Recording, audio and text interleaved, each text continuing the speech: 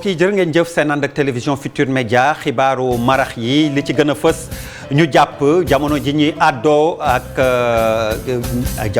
àddoo Sénégal ak Rwanda ñi ngi ci match éliminatoire Coupe d'Afrique bi ñu dëgmal ca Côte d'Ivoire moom la ñuy joué deuxième journée bi gannaaw première journée bi ndam lu yaatu yu Sénégal am digganteem ak Bénin dañu dem ca stade Maître Abdoulaye Wade en direct fekki fa Mamadou Ndiaye mu wax ñu match ba fa mu toll ci wàllu politique coalition Yewwi Askan Wi ñi ngi sàkku ci seeni militant ñu daje place de la Nation yamook àllarba ji nee ñu ndaje ngoo xam ni gu matale lañ ko bëgg ngir ay xibaar yuñ leen bëgg jébbal communiquer ak sénégalais yi rawatina mu yamook jamono jooju élection législative yooyu mu ñeel ñu ci àddu ñoom Cheikh Abdou Lahad Gaynde Fatma daa dinay ŋàññ taxawaayu opposition bi gis ni dañoo bëgg nësaxal xelu askan wi ak indi pëcc xoo ci réew mi fa mu far nag coalition Benno Bokk Yaakaar mi ngi sàkku ci ñoom ñu bennoo nekk benn say ngir mën a taxaw jàkkaarloog opposition bi ca Thiès hôpital Amadou Sakhir Ndiéguène ci àllarba gi dinañu door ñetti fanu grève yoo xam ni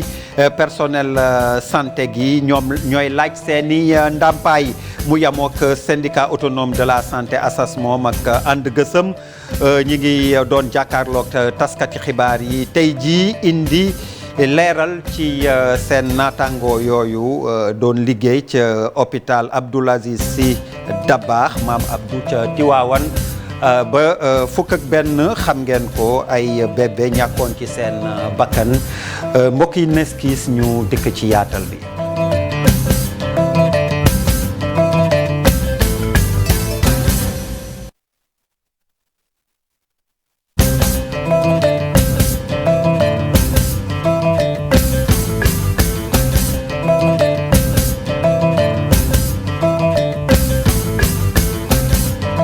dañuy door ak xibaaru tiis gi am diggante Touba ak Daara di accident goo xam ni benn ndongo ñàkk na ci bakkanam am ñu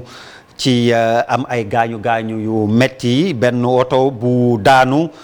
diggante village buñ naan Xattaali bàyyee ko fa woon di dem Jam Jàlle lycée bu Sagata Jolof IEF bu Linguère lañ doon jàngee ndaw mi ci ñàkk bakkanam Adama Diop la doon wuyoo ci talaata ji ci suba ba ñuy jàngi l'école la musiba bi am lu toll ci fukk ci ndongo yi am nañ ci ay gaañu ñu rawale leen ca hôpital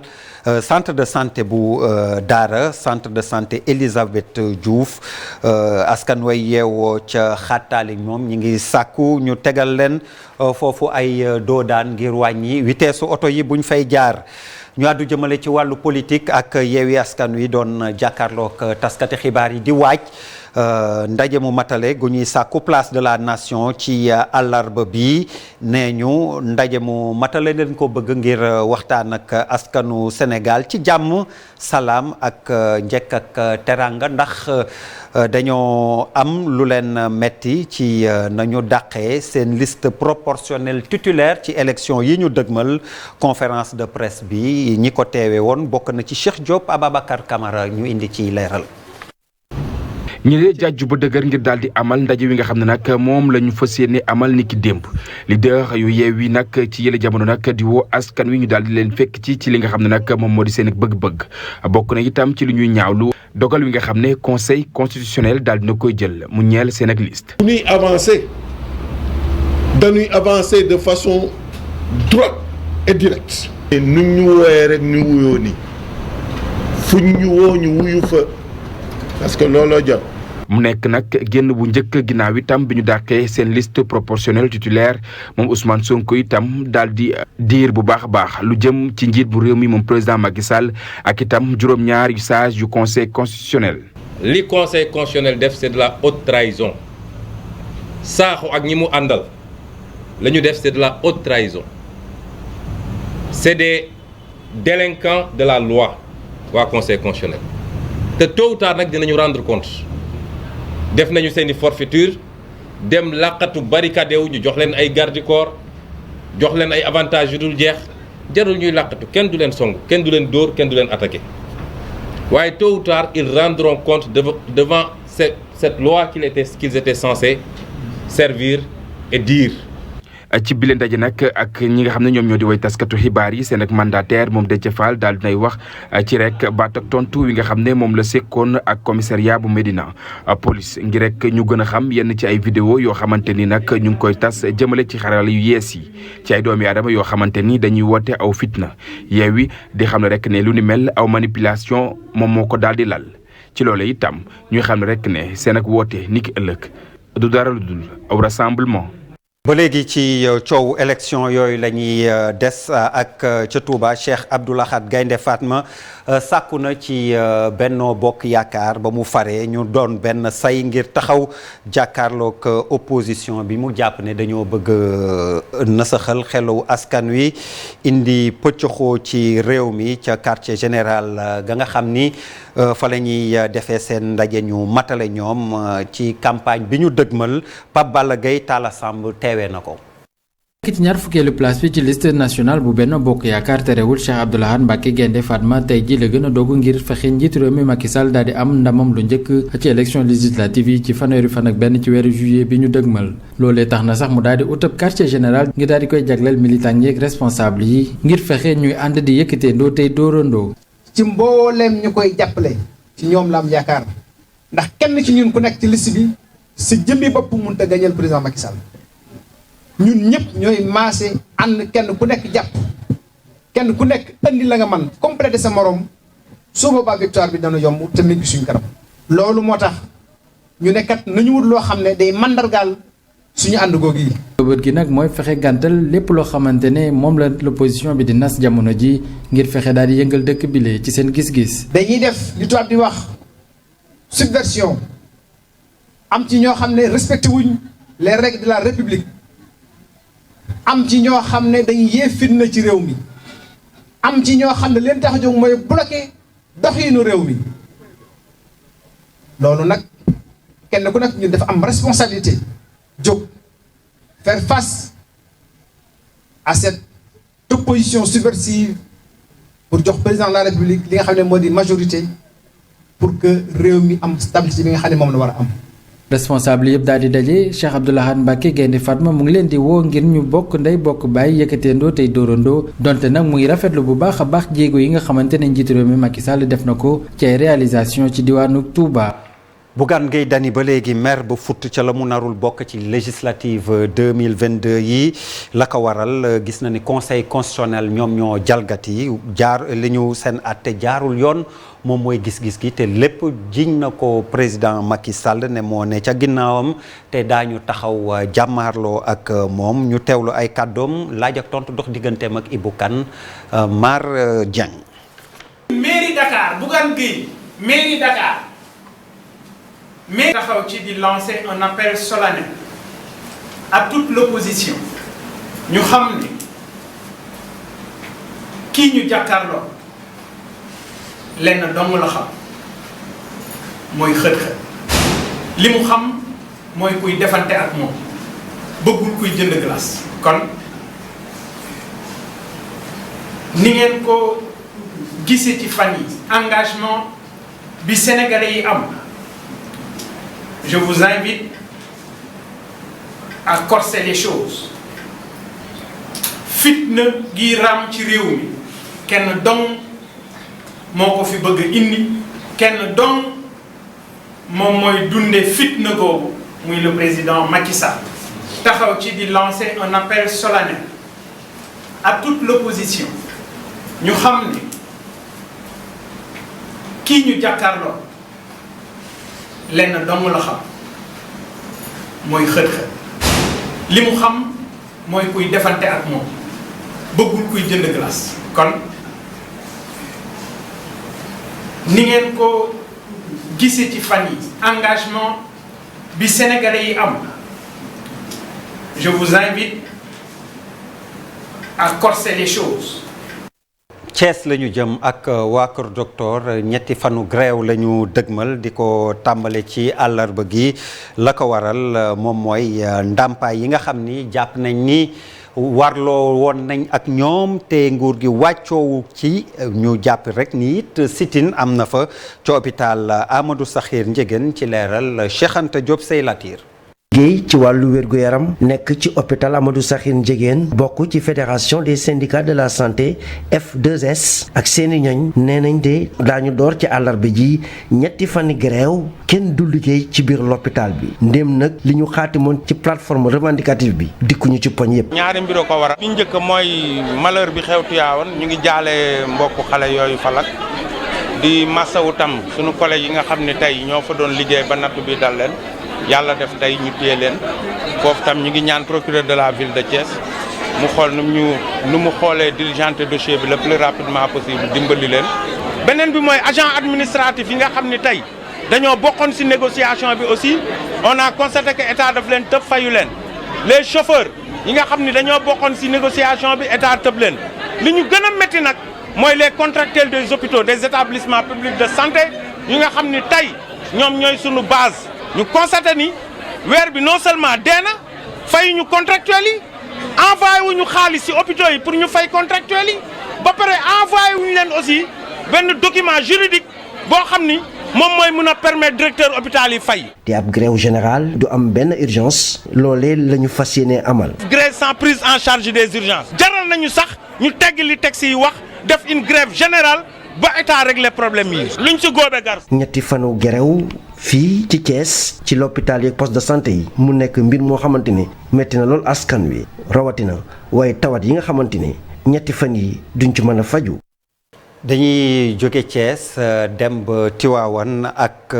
ñañu teg loxo ci waa kër docteur doon liggéeyee ca hôpital Mame Abdou Aziz Sy Dabakh waa ASAS di syndicat autonome de la santé ànd gësëm jàkkaarloo nañ taskati xibaar yi indil leen seen jàppale ñoom seen soutien seen naataango yooyu ñooñu Mballo Dia Thiam yi it àddu ci grève yi nga xam ne ñu ngi koy dégg jamono ji ci yenn waa kër docteur Fat Bintou Conté Gervais Yao ci leeral. ngir jàppale leen l'alliance des syndicats autonomes de la santé ASAS ànd gësëm dana leen wutal avocat ñoom ñi nga xam ne ñoo ñu am jafe-jafe ci gannaaw bi fa ay liir deewee fee ca Tivaouane. ministre de la santé moom moo njëkk a wax ni court-circuit la te Senelec dana ko saytu ñu wëlbatiku président conseil d'administration hôpital bi daal ni dafa am court-circuit am lu kalaate foofu maanaam explosion. donc pour ñun comme que ñoom ñaar ñu ngi woon foofu di liggéey te garde administrative bi nee na ni ñoom ñaar ñu nga foon 10 minutes avant l'incident fukki minutes balaa loolu xew ñun war nañu xam ni nañu jëm a seet courant bi saytu ko ak ñi fa indi courant bi et non di jël ñoo nga xam ne xel ni nekkuñu di taal courant ak a fay nekkuñu aussi ñoo xam ne ñoom ñoo taal xale yi. ba tax na nag li ñu war mooy jàppale leen. ñu jëbal kayit yi ñun commencé nañu sax jël nañu avocat Maître John donc pour mu jàpp si. depuis fan yi nag ñu ngi gis ay syndicats soobuwaat ci grève bi lee di perturber système sanitaire bi alliance ànd gësëm ne moom bokk ci. ñun ñoo signé woon accord yi ak le gouvernement parce que bi ñu négocier yëpp gouvernement bi yàgg na wax ni plateforme yi plateforme ànd gësëm la bu dee yow nee nga plateforme ànd gësëm la nga ne doo signé ba si yaa nga wëlbatiku signé donc bu ñu signé ba noppi li ñu signé dañ ci war a d'accord li ñu wër dem a grève parce que dañoo bàyyi administratif ak chauffeur. ñoom libre nañu. jàkkaarloo taskatu xibaar yi ñoom Mballo Dia Thiam ak ay naataangoom nag ñi ñaax seen i naataangoo paramédicaux yi nekk ci biir hôpital yi ñu yem ci fi nga xam ne moo di seen i fiche de poste gannaaw ba ñu nemmeekoo ni procès yu bëri jamono ji ma nga nekk ci seen ndodd. comme que nag ñoom li ñuy def médecins yi ñoo leen ko sant ñu leen koy defal wala dañ koy def seen responsabilité bu amee lu ci sooxee dañoo war a nekk seen wet daal di ñun ñoo leen ko santoon mu baax mu bon mais dañoo gis dañ leen di sant loolu ba pare. mais nag bu tàngee ñu bàyyi leen ba noppi ñu yóbbu leen devant le tribunal or président du tribunal moom benn laaj rek la am mooy li ngay def ndax yow ci say liggéey war nga ko def wala déet nga ne boo nee war a ko def ñu la tax nga def ko nga nañ ko sant ñun la est-ce que dañ laa war a sant ngay def loo xam waroo ko def nga ne déedéet ñun la jàppale yóbbu la kaso loolu donc comme que nag loolu la ku nekk na yem ci li nga xam ni moom nga jàng moom nga war a def. actuellement nag lii nga xam ne moom moo am fee ci l'hôpital Aristide Le Dantec maanaam jaay gañ ko fas yéene jaay ñii nga xam ne ñoom ñooy waa alliance ànd gësëm nee na yëf yi soxalu leen ñoom la ñu bëgg daal mooy ñu relever niveau hôpital bi lee yóbbu ko niveau 4 ngir mën ko def benn hub médical boo xam ne référence lay nekk ci sous-région bi lee. nguuru Émirats Arabes Unis indi jàppaleem ci hôpital ak ndimbalam ci hôpital Mame Abdou Aziz Sy Dabakh ak 9 tonnes jumtukaay yoo xam ni jébbal nañ ko ministère de la santé Maymouna Ndiaye Alioune Diagne. néeguñu lu yàgg ngir ñëw jàppale ci hôpital Mame Abdou Aziz Sy Dabakh bu Tivaouane matériel bi yëpp ngeen di seen jëm ci hôpital boobu gannaaw ba fa lakk ga amee. ñi ko indi nag mooy gouvernement bu Émirats Arabes Unis ñu xayma ko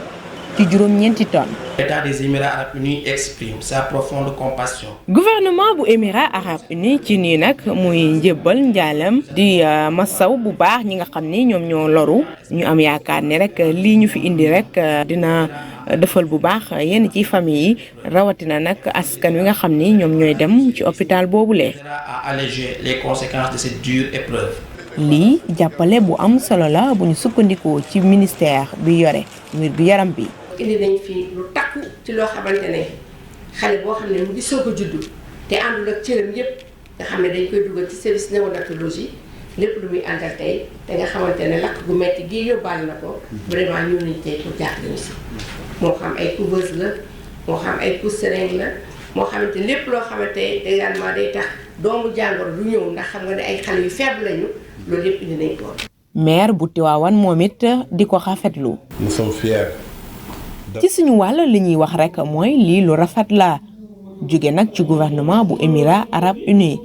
lii dañ koy rafetlu bu baax fi mu ñu yegg nag sori na lool ndax nag ci diir bu néew a néew ñu indi fii lu toll ni ci matériel boo xam ni nar naa jëm ci béréb bi nga xam ni moom moo lakkoon lii dañ koy rafetlu. bi ñu ma waxee ni matériel bi dina ñëw ci booba rek laa jokkoo ak njiitu réew mi xamal ko te tamit lépp luñ ci war a def nañ ko ci ngir yombal autorisation yi ngir ñu mun cee jot. ñi nga xam ni ñoo fare ci conseil d'administration bu hôpital Mame Abdou Aziz Sy Dabakh bu Tivaouane ñoom ci seen wàll nee nañu liggéey bi dinañ ko wéyal lépp lu ñu mën a def rek ngir yombalal li ñu duppee réhabilitation defaraat bërëb bu baax. dinañ ko def. CEM Sébigar lu tax mu yàqu jamono ji ci gis-gisu jëwriñ ju yor wàllu jàng mi Mamadou Talla suuf sañ ko tabax la jàpp ni moo baaxul ba tax ñu teel cee gis ay yàqu-yàqu ñu teewlu ay kàddoom Farba Maroun Pape Sangone Mbaye la ko dénk. Zone de Sébikotane dans la zone également de Diamniadio. bërëb yu mel ni Sébikotane wala Diamniadio suuf yi fa ne yombul ñu tabaxee fa collège bi moom lu bees la rombul sax ñetti at bañ ko tabaxee ak léegi fiñ ko tabaxee nag ay jafe-jafe lañ fay jànkonteel loolu waral ñu jël suñuy matuwaay déplacé élèves yi fa ne yépp ak sax administration bi daanaka kenn nekkatu fa maire bi jot na wut feneen waa AGETIP daal di engagé wu ngir tàmbale tabax collège bu bees bu ko defee rentrée bi di ñëw lépp pare. L'AGETIP s'est engagé à construire dès maintenant pour qu'à la rentrée qu'ils puissent avoir leur collège.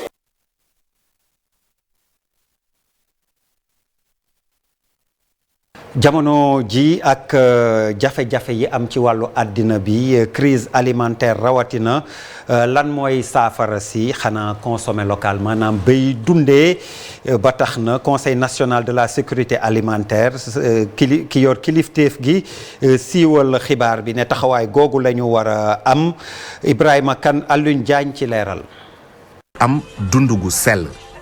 gannaaw ñeenti at mu nekk ci biir Sénégal projet Feed the Future nga xam ne USAID moom moo ko financé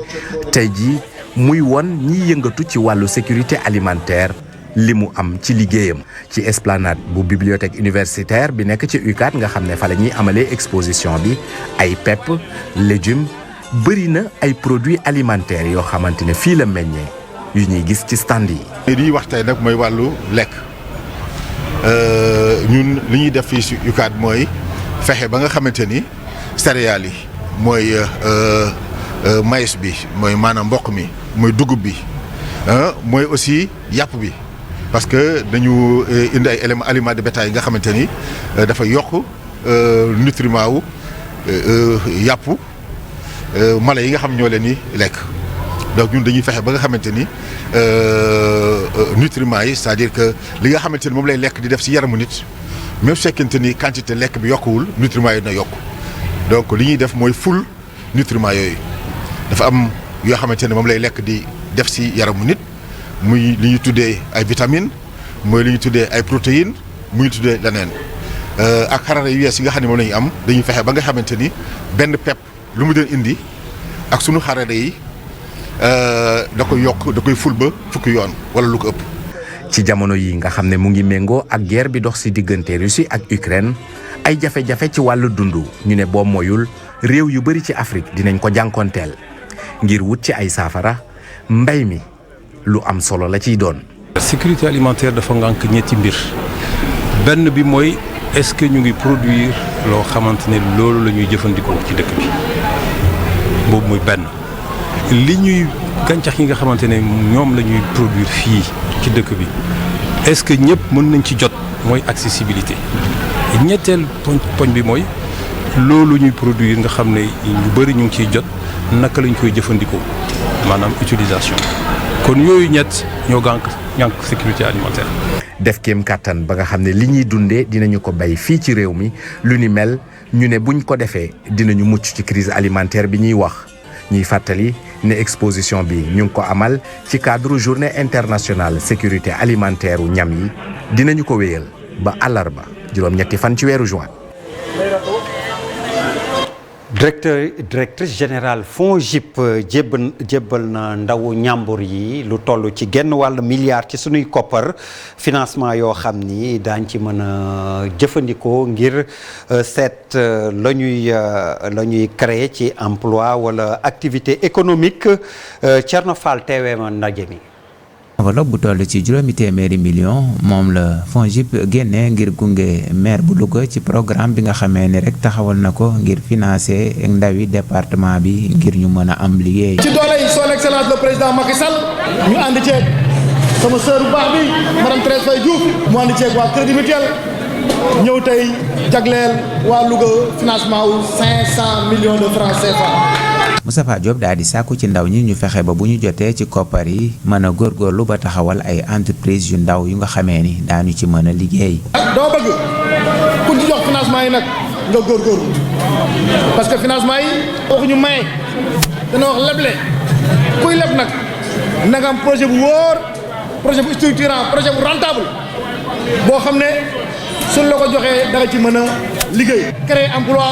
su ko defee ñu mën a tekki mën a jàppale suñu waajur yi jàppale ñëpp. njiital FONGIP moom ci wàllam daal di nay ñaax ndaw ñi ñu bàyyi seen xel ci ni koppar yi kenn mayewu ko waaye dañ leen koo lebal ngir ëllëg ñu war koo rembourser. donc FONGIP mettre na à la disposition des jeunes du département de Louga une ligne de 500 millions boo xam ne liñ leen ciy ñaan mooy ngeen liggéey fay bu ko defee seen morom jot ngeen xam ne xaalis bi du lu ñuy maye. du lu ñuy naan dañuy jël te duñu fay waaye lu ñuy jël la liggéey ko fay parce que yaakaar naa ni ko loolu mooy jëmale réew mi kanam. madame Thérèse Faye teewoon fii ci diwaanu Louga ngir jiite cérémonie lancement wu financement yi nga xamee ni mi ngi amee woon ci teewaayu gouverneur bu Louga yenn ci maire département bi ak ay jeunes yu bëri yu nga xamee ni fu ne la ñu bàyyeekoo woon teewee si ko. ci wàllu culture la ñuy jeexaleek Biennale Dakar artiste bi di Massayer Seck ñu koy dakkantale Massingo daal di nay def exposition boo xam ni mot en mot la ko tuddee ca usine ñaari tali la xew-xew bi Ibou Diouf Pape Songone Mbaye daal di nañ fay jaar. artiste bi moom dafa tànn bërëb bi nekk ci biir ñaari tali ngir fësal liggéeyam loolu nag mu ne lu am solo la ndax dina tax nga jege askan woowee loolu tamit dina la may nga mën a wax ak ñoom jaarale ko ci yile nataal. art bi dafa nekk loo xamante ne ñun si lañuy jaar pour jàllale suñuy message parce que comme mooy suñu liggéey comme waykat bi ni muy jàllalee message yi si wayam ñun moom la ñuy jàllalee suñu message à travers l'art sculpture bi ak peinture bi. thème yëpp laay faral di liggéey waaye biennale bi dama taamu benn thème bi nga xamante ne mooy li jëm ci kaddu waaw moo tax ma tuddee ko mot à mot maanaam kaddu bi nga xamante ne day jur ay loraange waaw ci laa développé pour gën a yee askan wi pour gën leen laaj tamit pour nu gën leen ñaax kaddu yi di gën a rafet. Massayer Seck ne nag gis na njëriñu bile bërëb loolee dina mën a tax mu ñëwaat ci fi mu jaar ba yegg si fii loolu moo ko may. mu mën a exposer lii nga xamante ne jamono ji askan wi la ko jagleel. peinture ak sculpture dafa nekk loo xamante ne bon dama demoon gëstu ji ko balaa ma koy gëstu nag dama commencé si li nga xamante ne mooy cuub ak batik mooy teinture léegi bi ma foo jógee ma dem école des arts jàngi li nga xamante ne mooy peinture ak sculpture léegi bi ma ko jàngee après loolu moo waral ma boole ñaar yëpp di ko def. Biennale bu Ndakaaru nag ñu ne ab xew-xew bu am solo rawatina ci ñëpp ñi yëngu ci wàllu art bu weesoo nag ñi nga xamante ne ñu ngi ci galerie yeeg yenn musée yi moom nag nee na yi ne bërëb lu am solo la tamit. waaw Biennale de Dakar lu muy représenté mooy dafa nekk benn fête boo xamante ne dina tax artistes yi ñu xam lu ñuy liggéey parce que artistes yu si bëri ñu ngi làqatu di liggéey seen i ruq waaye Biennale bi dina leen fésal dina fésal lu ñuy liggéey ba tax ñëpp xam li ñuy liggéey lan la loolu moo tax Biennale bi am solo si ñun. exposition Massayer Seck bii nag mot à mot la ko duppee loolu nag mu ne lim ci jublu mooy jàllale ay kàddu ci lépp loo xamante ne loole la askan wi di dund. su ko defee ku ci nekk xam tolluwaayu lii ni mel fexe tamit ut lan mooy saafara si bu ko defee dundin bi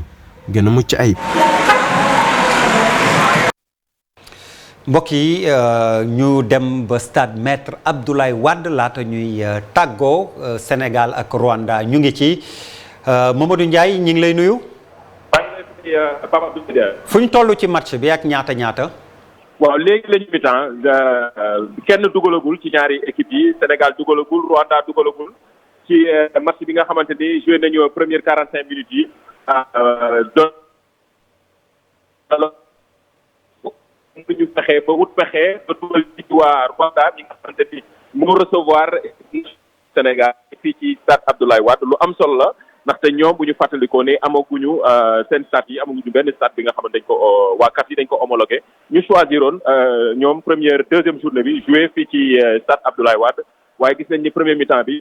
Aliou Cissé nag indi na 11 bi nga xamante ni daf ko changé bokkul ak 11 yi démarré woon keroog contre Bénin changement yi ci gis mooy kii di Fodé Ballo-Touré moo dem ci place su Saliou Ciss milieu terrain bi Idrissa Gana Gueye moo ñëwaat ci place su kii di Pape Gueye ak ki nga xamante ni aussi mu ci kanam attaque bi kii di Diallo moom la moo remplacé kii di Boulaye Dia loolu lañ gis ci 11 de départ bi changement yi ci Aliou Cissé indi waaye ba tey kenn dugalagul ci première 45 minutes yi nga xamante ni actuellement supporters yi ñëw nañu stade bi taxu ko fees noonu waaye supporters yi am na ñu nga xamante ni def nañ déplacement bi ngir ñëw teewee ci match bi pour le moment 0 partout. jërëjëf Mamadou Ndiaye doon àddoo stade Maître Abdoulaye Wade bu Diamniadio mbokk yi loolu doon fi li gën a fës ci xibaaru marax yi ñu leen di gërëm di leen sant neskis rek Chérif Diop dina fi teew faram-fàcceel leen xibaaru nasaraan si gannaaw si ñu dellu si waat mottali soir d'info jërë ngeen jëf.